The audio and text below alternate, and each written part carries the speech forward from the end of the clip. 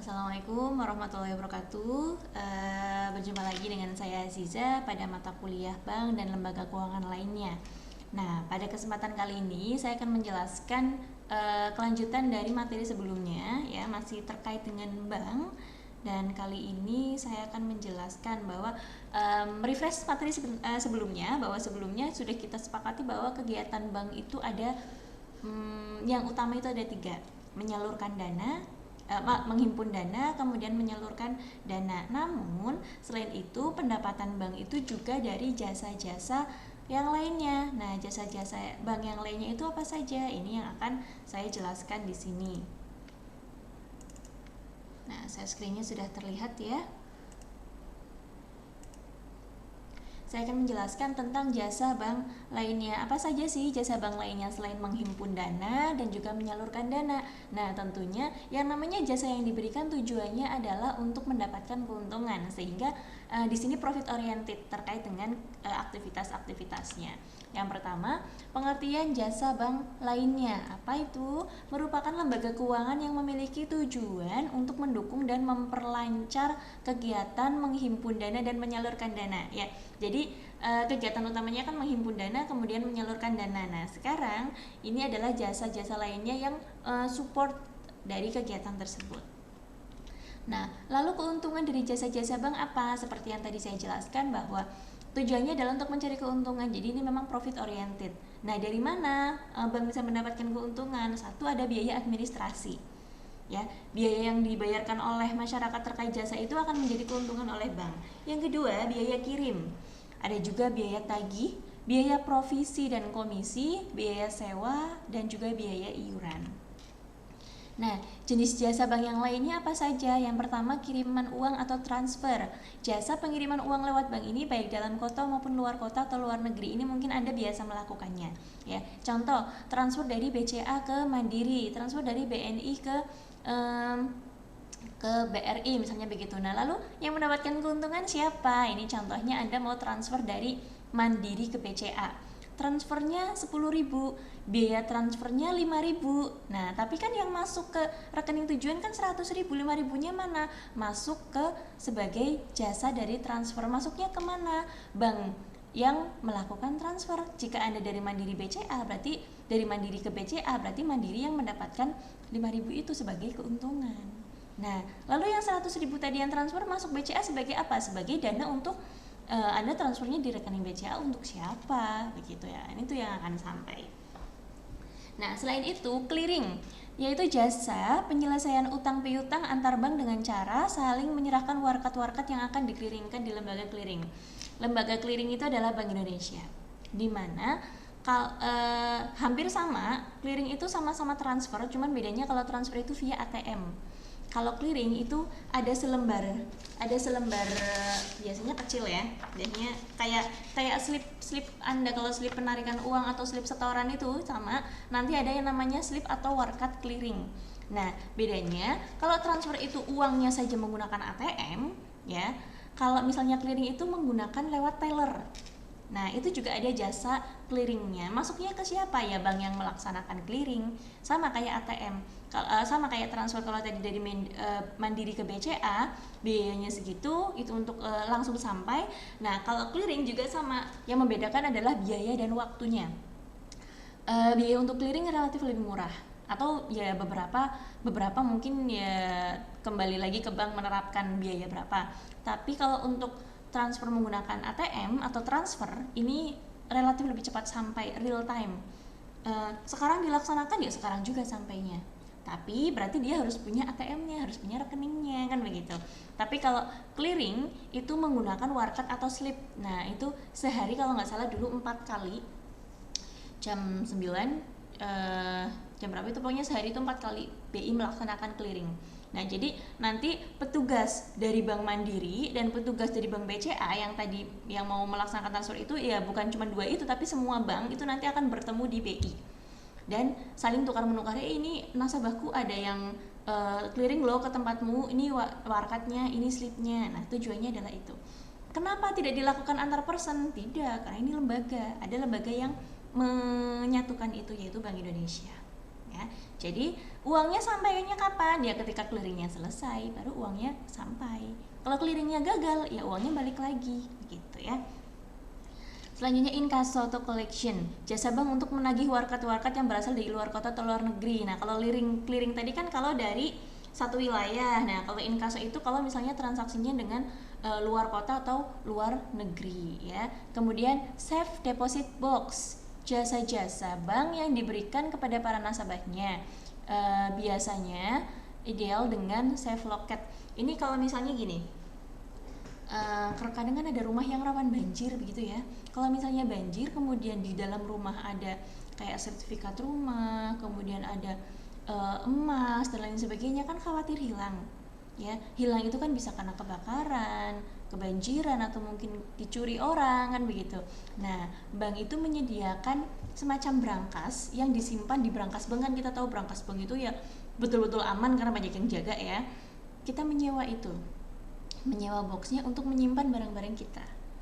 Nah nanti ada jasa biaya sewanya berapa. Nah itu juga salah satu jasa bank. Kemudian bank card, kartu plastik yang dikeluarkan oleh bank yang diberikan kepada nasabahnya untuk dapat digunakan sebagai alat pembayaran di tempat tertentu. Salah satu contoh, bukan salah satu ya, salah dua dah, yang paling populer kartu plastik dari bank itu adalah kartu debit atau ATM yang biasa Anda kenal, dan kartu kredit. Bukan cuma dua sih, bank itu memberikan banyak kartu plastik, nanti akan ada bab tersendiri, tapi yang akan saya jelaskan paling mudah ini dua. Bedanya kartu kredit dan kartu debit apa? Kalau kartu kredit itu kan dia nggak ada uangnya, nanti akan kalau misalnya kartu kreditnya digunakan akan dibayarkan bulan berikutnya. Tapi kalau kartu debit kan ATM, kalau nggak ada saldonya ATM-nya nggak bisa dipakai kan begitu. Nah ketika Anda membuat ATM, biaya pembuatannya pasti ada ketika awal pertama kali. Kemudian biaya administrasinya setiap bulan itu pasti ada. Nah itu salah satu jasa bank ya. Kemudian bank notes, uang kartal yang dikeluarkan dan diterbitkan oleh bank di luar negeri. Nah masih ingat ya, uang kartal, uang giral ya. Nah ini kalau terkait yang menerbitkan adalah bank luar negeri, maka nanti transaksinya menggunakan bank notes.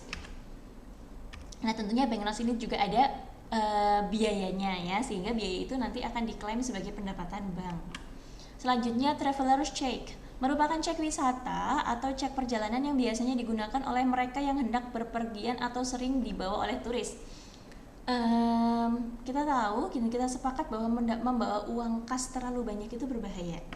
Nah itu pun yang dijadikan yang dijadikan acuan oleh para travelers ya para orang yang suka perjalanan begitu ya. Nah sehingga mereka cenderung untuk memberi traveler check. Ini tidak semua bank menyediakan, tapi ketika ada bank yang menyediakan, ini berarti itu adalah cek yang bisa digunakan di berbagai negara, dan tentunya dengan perubahan mata uang, karena kan untuk biasanya di negara lain ya begitu. Dan kalau misalnya dalam negeri pun sebenarnya bisa, tapi sekali lagi itu nanti akan ada biayanya, dan tidak semua bank memiliki produk itu. Selanjutnya letter of credit or LC, jasa bank yang diberikan kepada masyarakat yang diberi untuk memperlancar arus barang, termasuk barang dalam negeri. Ini kalau misalnya transaksi jual beli ya, transaksi jual beli kan kadang ada yang kalau jual belinya level kecil kan tinggal DP kayak gitu ya. Nah LC ini sifatnya kalau transaksinya besar dan setelah DP kan tentunya ada untuk melunasi ya. Nah jadi letter of credit itu gini, misalnya saya transaksi 100 juta ya, untuk pemesanan robot gitu, misalnya robot harganya 100 juta. Nah saya DP 50%, berarti kan 50 juta dulu saya DP ke si itu ya yang membuat robot. Nah cuman kan saya juga nggak mau rugi, jangan sampai 50 juta itu udah dibawa oleh si pembuatnya, kemudian saya barangnya nggak jadi, kan repot. Nah itu saya akan menerbitkan letter of credit di mana bang ini 50 juta ini boleh diambil oleh si itu setelah saya memberikan izin pada jangka waktu tertentu sesuai perjanjian saya dengan pihak tersebut, misalnya mau selesai bulan depan, mau selesai 2 bulan lagi. Nah begitu. Nah nanti sisanya ini akan dibayarkan pada waktu sekian bulan tanggal segini sampai segini. Nah itu namanya letter of credit ya. Selanjutnya, bank garansi dan referensi bank, jaminan pembayaran yang diberikan oleh bank kepada suatu pihak, baik perorangan, perusahaan, atau badan atau lembaga lainnya dalam bentuk surat jaminan. Nah itu, kalau bank menerbitkan surat jaminan untuk transaksi-transaksi tertentu, itu juga ada biayanya. Memberikan jasa-jasa di pasar modal, ini untuk transaksi jual beli saham tentunya ya, ada biayanya juga. Menerima setoran-setoran, nah contoh kalau Anda membayar listrik ke bank, membayar telepon lewat bank, membayar pajak lewat bank, kan itu biasanya ada biaya administrasinya ya. Nah biaya administrasi itu termasuk dalam jenis jasa bank dan itu menambah keuntungan bank. Melakukan pembayaran gaji, pensiun, bonus, dan hadiah atau dividen. Dividen itu balas jasa atas keuntungan transaksi dalam pasar modal.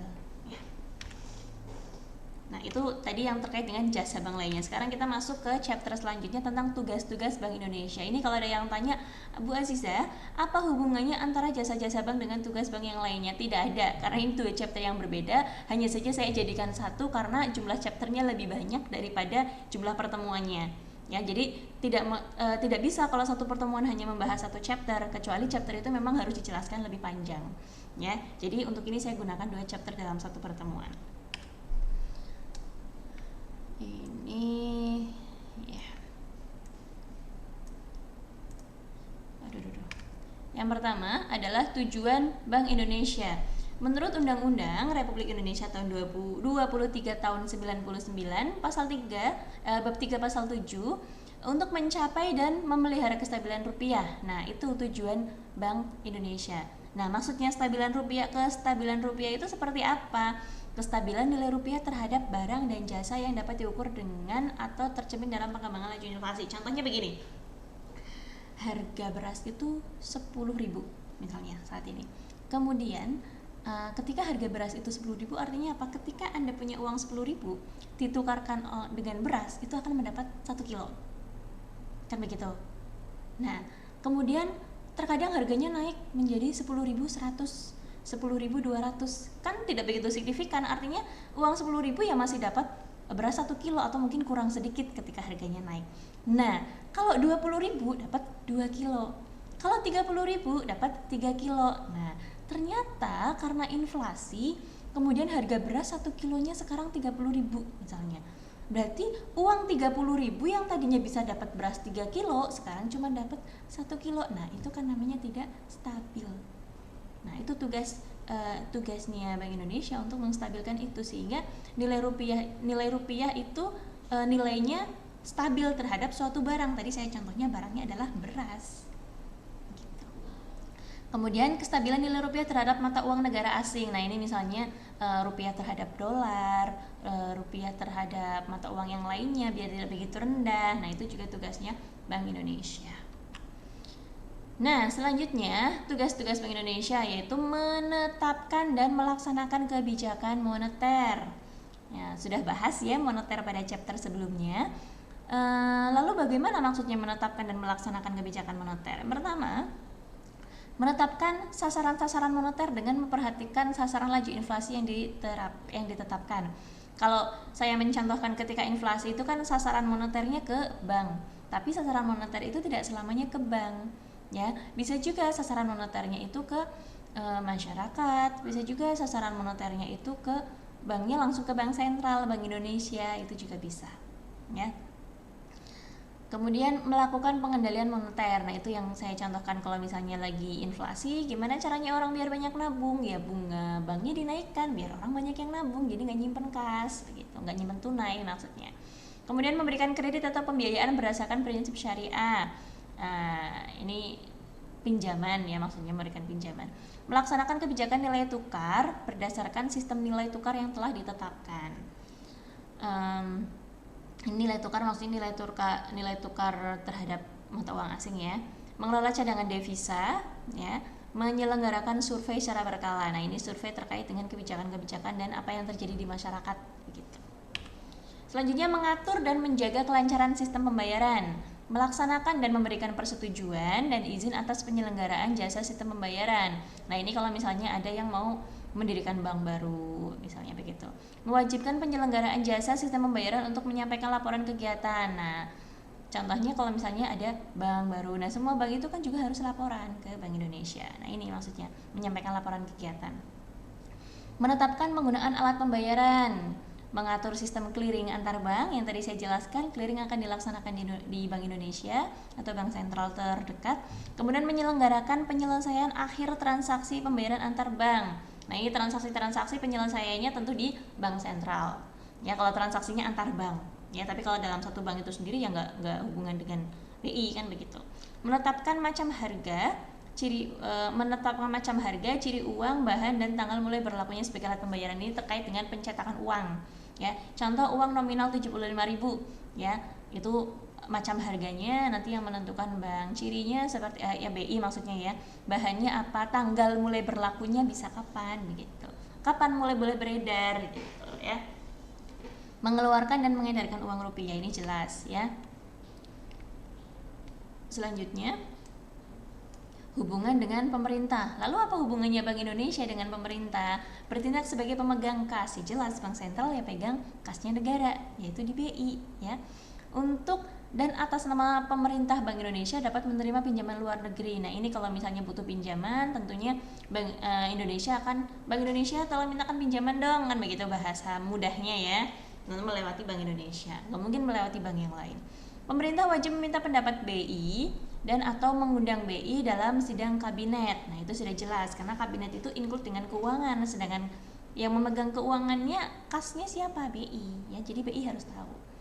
Memberikan pendapat dan pertimbangan kepada pemerintah mengenai RAPBN, rencana anggaran pembangunan dan belanja negara ya kalau nggak salah. Jadi itu kayak anggaran-anggaran untuk setiap kementerian itu berapa, itu Bank Indonesia juga perlu tahu karena nanti kan yang megang kasnya BI. Jadi kalau misalnya ada yang mengambil kan biar dia tahu kas mana yang berkurang kan begitu. Pemerintah wajib konsultasi sebelum menerbitkan surat-surat utang negara kepada BI. Ya, jelas harus konsultasi karena yang memegang kasnya BI ya. Sekali lagi karena nomor 1 ini ya, jadi berdampak kemana-mana. Bank Indonesia dapat membantu menerbitkan surat-surat utang yang diterbitkan pemerintah. Ya, kalau pemerintah mau menerbitkan surat utang melalui BI. Bank Indonesia dilarang memberikan kredit kepada pemerintah. Jadi BI itu bisa menerbitkan surat utang untuk pemerintah, tapi BI tidak bisa memberi hutang kepada pemerintah. Beda ya. Kalau menerbitkan surat utang kan berarti atas nama Bank Indonesia, atas nama Bank Indonesia atas nama Indonesia, maksudnya begitu, mengajukan utang ke mana, misalnya ke luar negeri kan begitu. Tapi Bank Indonesia nggak boleh memberikan hutang karena ya peran Bank Indonesia itu sebagai pemegang kasnya, bukan untuk memberi hutang kepada pemerintah begitu. Artinya pemerintah kalau ada kas masuknya ke BI, bukan dihutangkan lagi begitu. Kalau mau dihutangkan ya silakan, tapi keluar pemerintah, bukan untuk pemerintah. Nah, selanjutnya hubungan dengan dunia internasional ya. Dapat bekerja sama dengan bank sentral negara lain. Nah, setiap negara kan pasti punya bank sentral ya. Contohnya Indonesia itu punya Bank Indonesia, Amerika itu punya Fed ya, begitu. Nah, itu saling bekerja sama ya antar bank sentral negara Indonesia dengan negara yang lainnya. Kemudian dalam hal persyaratan bahwa anggota internasional dan atau lembaga multilateral adalah negara, maka Bank Indonesia dapat bertindak untuk dan atas nama Republik Indonesia sebagai anggota. Ini kalau misalnya ada pertemuan-pertemuan internasional multilateral ya sifatnya keuangan, itu yang mewakili adalah Bank Indonesia. Nah, begitu materi untuk hari ini ya. Seperti biasa jangan lupa dibuat tugasnya dan jika ada pertanyaan jangan lupa didiskusikan ya. Begitu saja dari saya, sampai jumpa lagi. Selamat beraktivitas. Billahi taufiq wal hidayah. Assalamualaikum warahmatullahi wabarakatuh.